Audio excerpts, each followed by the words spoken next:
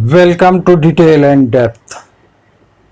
आज का टॉपिक है कूलम्स लॉ।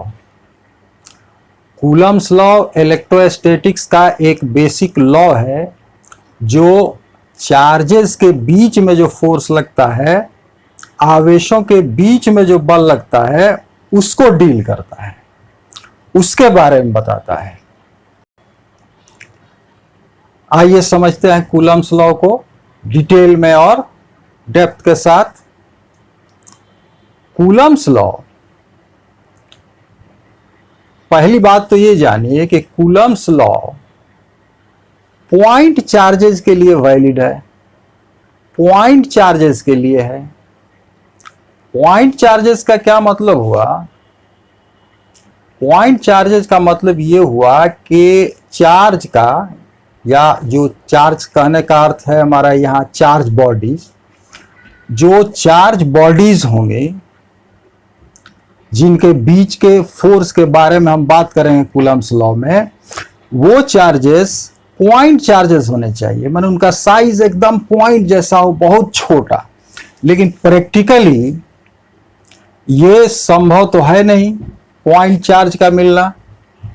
इसलिए अगर चार्ज का साइज, उन दोनों चार्ज के बीच का जो डिस्टेंस है उसकी अपेक्षा चार्ज का साइज अगर बहुत छोटा हो, तो हम ऐसे चार्ज को पॉइंट चार्ज मान सकते हैं। तो Coulomb's law force between point charges की बात करता है। कूलम का नियम बिंदु आवेशों के बीच लगने वाले बल की बात करता है। दूसरी बात यह है कि ये जो कूलम्स लॉ है वो स्टैटिक चार्ज के बारे में बात करता है। स्टैटिक चार्ज के बीच में जो फोर्स लगता है उसकी बात करता है, उसके बारे में बताता है। स्टैटिक चार्ज मतलब कि स्थिर चार्ज, मूविंग चार्ज के बीच क्या फोर्स लगेगा उसकी बात नहीं करता है। पॉइंट चार्ज और स्टैटिक चार्ज। अब ये कूलम्स लॉ का स्टेटमेंट क्या है ये हम लोग देखेंगे। कूलम्स लॉ कहता क्या है? The electrical force between two charges is directly proportional to the product of their magnitudes and inversely proportional to the square of the distance between them and acts along the line joining the charges। दो आवेशों के बीच लगने वाला विद्युत बल उनके परिमाणों के गुणनफल का समानुपाती और बीच की दूरी के वर्ग का व्युत्क्रमानुपाती होता है, और यह दोनों आवेशों को मिलाने वाली रेखा के अनुदिश कार्य करता है। तो ये कूलम लॉ का स्टेटमेंट है। इस स्टेटमेंट से क्या पता चल रहा है हम लोगों को कि चार्ज के मैग्नीट्यूड का प्रोडक्ट जितना ज्यादा होगा, मतलब कि चार्जेस जितने बड़े होंगे, फोर्स भी उतना ही ज्यादा लगेगा। अगर दोनों चार्ज के मैग्नीट्यूड का जो प्रोडक्ट है, दोनों आवेशों के परिमाण का जो गुणनफल है, उसको डबल कर दिया जाए तो फोर्स भी डबल हो जाएगा। अगर चार्जेस के मैग्नीट्यूड के प्रोडक्ट को ट्रिपल कर दिया जाए, फोर्स भी ट्रिपल हो जाएगा। जिस रेशियो में चार्जेस का प्रोडक्ट, चार्जेस के मैग्नीट्यूड का प्रोडक्ट आवेशों के परिमाण का गुणनफल जिस रेशियो में बढ़ेगा, उसी रेशियो में उनके बीच लगने वाला फोर्स भी बढ़ेगा। लेकिन ये फोर्स उनके बीच का जो डिस्टेंस है, बीच की जो दूरी है, उसके स्क्वायर का इनवर्सली प्रोपोर्शनल होता है। इसका अर्थ यह हुआ कि अगर डिस्टेंस बिटवीन द चार्जेस, आवेशों के बीच की दूरी को आप डबल करेंगे तो फोर्स घटेगा और घटेगा डबल किए तो 2 का स्क्वायर 4, तो 1/4 हो जाएगा।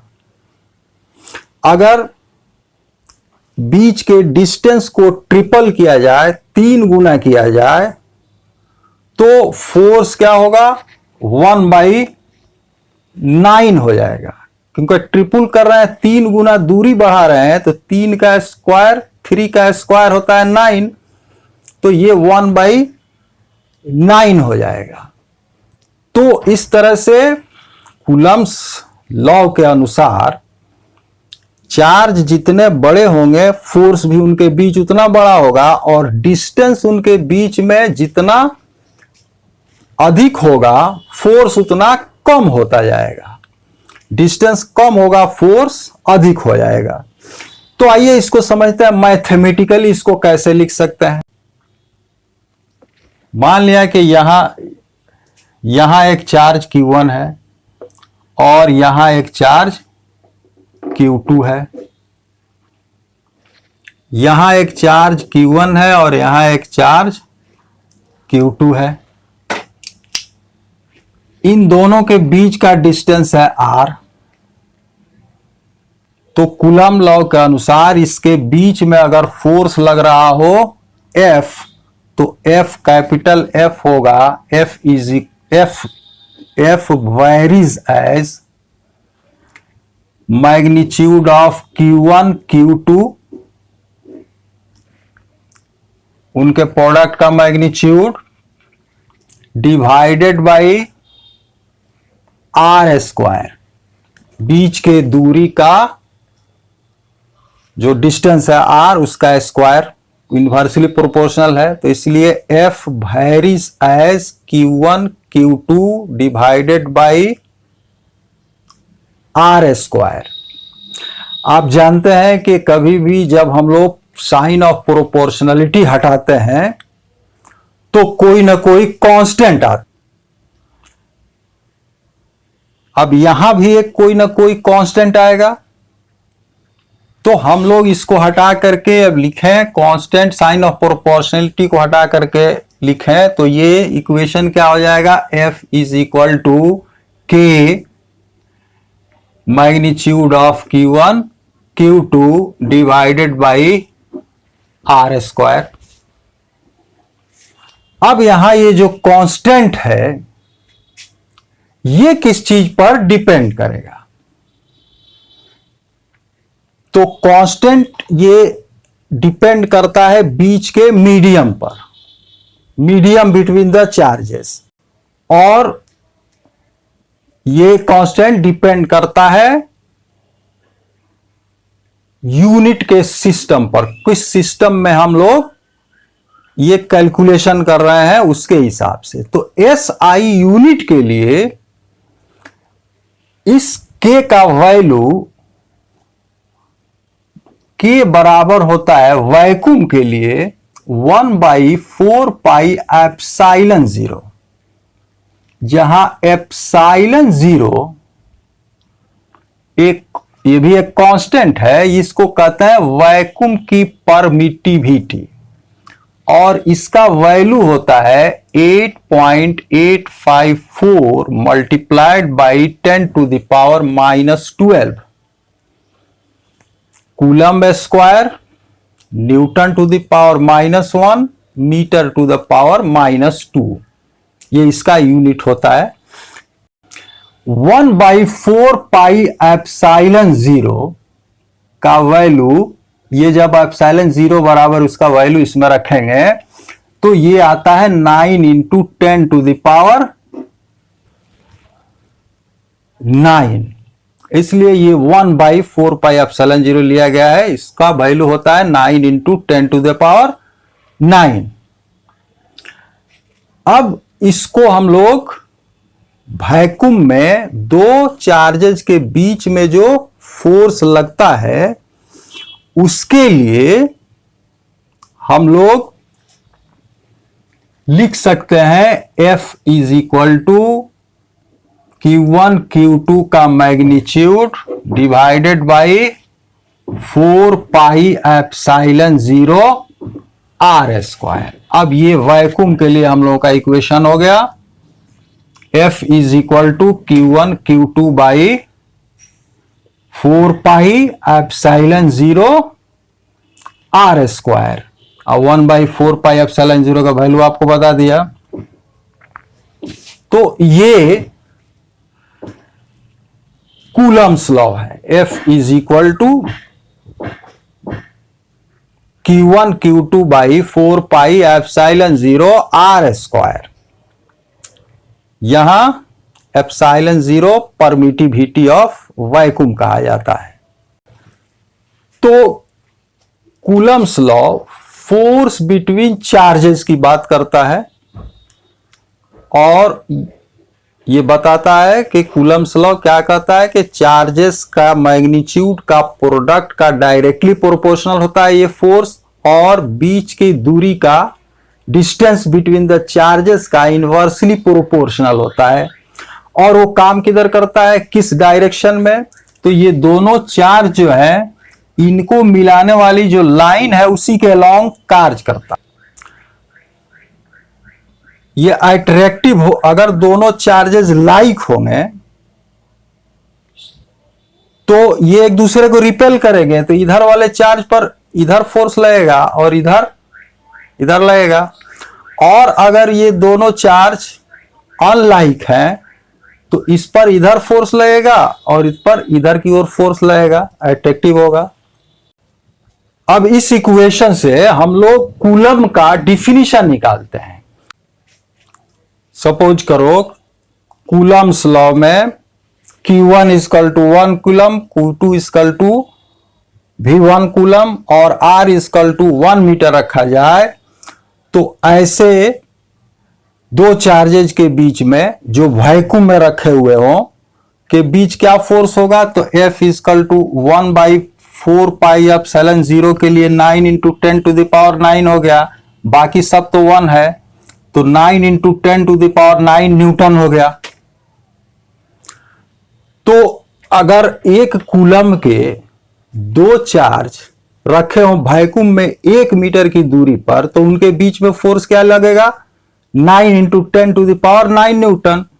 इसलिए हम लोग कूलम्स, एक कूलम जो यूनिट है चार्ज का, उसको इस तरह से हम लोग डिफाइन कर सकते हैं कि 1 coulomb of charge is that charge when placed in vacuum at a distance of 1 meter from another charge of same magnitude experiences a force of 9 into 10 to the power 9 Newton. एक coulomb आवेश वह आवेश है जो निर्वात में उसी परिमाण के दूसरे आवेश के से 1 मीटर की दूरी पर रखा हुआ हो, तो 9 into 10 to the power 9 newton का बल अनुभव करे। तो ये एक कूलम का डिफिनीशन हो गया। वेक्टर फॉर्म में कूलम्स लॉ को कैसे लिखा जाता है, आइए इसको समझते हैं। तो सपोज करो कि ये चार्ज Q1 है और ये Q2 है। इसके पोजीशन को, पोजीशन वेक्टर जो है इसको कहें हम R1 और इसके पोजीशन वेक्टर को कहें R2, और इन दोनों को मिलाने वाला ये जो वेक्टर है Q1 से Q2 की ओर, चार्ज 1 से चार्ज 2 की ओर, इस वेक्टर को कहे हम R21, जिसको हम वेक्टर नियम से देखेंगे तो R21 क्या होगा, R2 माइनस R1 होगा।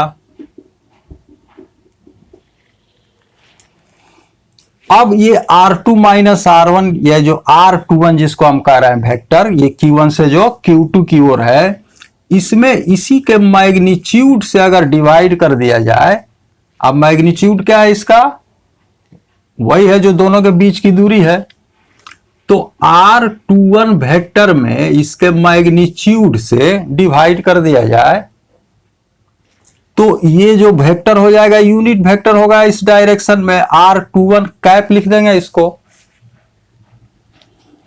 तो R1 पोजीशन है Q1 का, R2 पोजीशन है चार्ज Q2 का, और ये दोनों को मिलाने वाला जो वेक्टर है फ्रॉम Q1 टू Q2 उसको हम कह रहे हैं R21, और ये R21 जो है वो किसके बराबर होगा? R2 माइनस R1 के।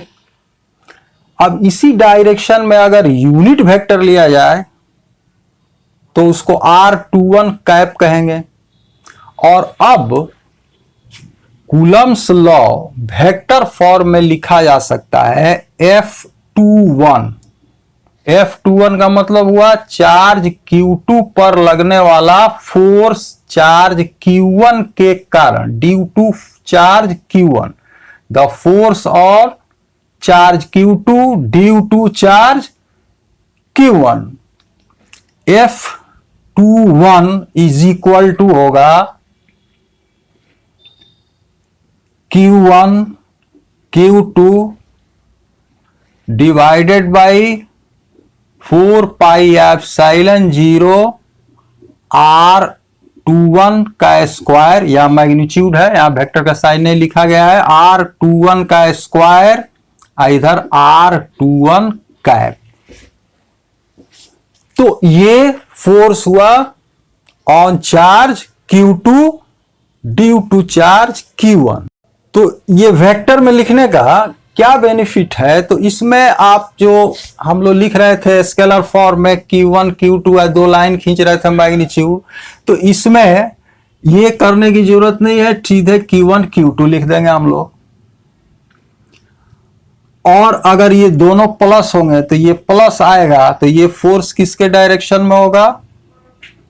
R21 के डायरेक्शन में, मतलब के ऐसे। तो इस पर ये फोर्स हम लोग कैलकुलेट कर रहे हैं चार्ज Q2 पर ड्यू टू Q1, तो ये फोर्स Q2 पर होगा किधर? R21 के डायरेक्शन में, मतलब इधर, तो रिपल्सिव हो गया। अगर एक प्लस और एक माइनस होगा तो Q1 Q2 का साइन माइनस हो जाएगा, माइनस हो जाएगा तो फोर्स यहां पर जो कैलकुलेशन करेंगे इसमें माइनस आएगा, तो फोर्स का डायरेक्शन किधर हो गया? माइनस R21 के डायरेक्शन में।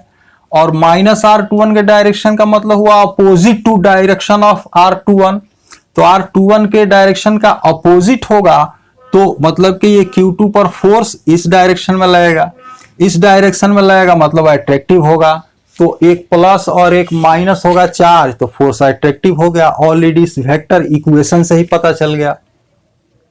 और दोनों प्लस हैं या दोनों माइनस हैं तो ये Q1 Q2 पॉजिटिव आएगा, दोनों प्लस होंगे तो भी पॉजिटिव आएगा, दोनों माइनस होंगे तो भी उनका प्रोडक्ट, दोनों प्लस होंगे तो भी पॉजिटिव आएगा, दोनों माइनस होंगे तो भी पॉजिटिव आएगा उनका प्रोडक्ट। और पॉजिटिव आएगा तो ये फोर्स किस डायरेक्शन में होगा? R21 के डायरेक्शन में, मतलब Q2 पर जो फोर्स लगेगा वो इस डायरेक्शन में लगेगा, Q1 से Q2 की ओर इस डायरेक्शन में लगेगा, Q2 से इधर लगेगा, मतलब ये फोर्स रिपल्सिव होगा। तो इस तरह से हमें यहां Q1 Q2 के लिए हम लोगों को यहां मैग्नीट्यूड नहीं लिखना है, सीधे इसी से पता चल जाएगा फोर्स का, क्योंकि वेक्टर इक्वेशन है। दूसरा फायदा यह है कि अब F21 हम कह रहे हैं कि force on charge Q2 due to charge Q1, तो अगर हम F12 कहें तो क्या मतलब हो गया कि force on charge Q1 due to charge Q2, F12 force on charge Q1 due to charge Q2। तो ये लिखने के लिए इक्वेशन में हम F के जगह 21 की जगह 12 कर दे रहे हैं, तो यहां भी Q1 Q2 1 की जगह 2 है, 2 की जगह 1, तो यहां पर Q1 की जगह Q2 है, Q2 की जगह Q1 करेंगे तो उससे तो कोई डिफरेंस होगा नहीं, यहां Q1 Q2 ही रहेगा। और नीचे जो R21 है उसकी जगह 12 कर दें तो ये भी तो मैग्नीट्यूड है, कोई फर्क नहीं पड़ेगा। लेकिन यहां पर R21 कैप की जगह क्या हो जाएगा? R12 cap. और R12 कैप का क्या मतलब हुआ, unit vector in direction of R1 minus R2 या इन direction from Q2 to Q1। तो ये कूलम्स लॉ था जो इलेक्ट्रोस्टैटिक्स का बेसिक रूल है, और ये फोर्स बिटवीन चार्जेस के बारे में बताता है कि चार्जेस के बीच में जो फोर्स लगते हैं उनका वो कब अधिक होते हैं और कब कम होते हैं। तो ये आज का डिस्कशन यही समाप्त हुआ। Thank you.